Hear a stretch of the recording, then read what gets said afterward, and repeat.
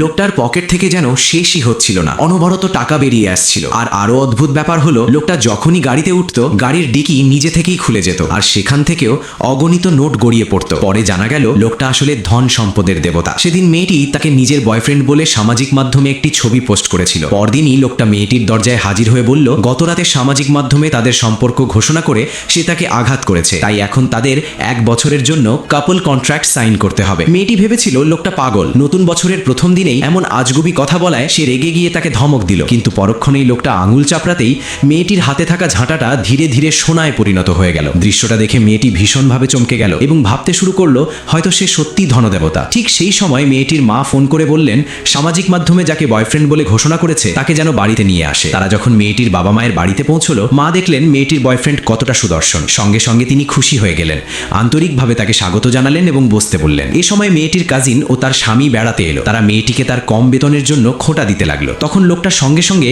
নিজের জাদু শক্তি ব্যবহার করে মেয়েটির হাতে থাকা তরমুজের বিচিগুলোকে সোনায় পরিণত করে দিল। সেই দৃশ্য দেখে মেয়েটি আবারও হতবাক হয়ে দাঁড়িয়ে রইল।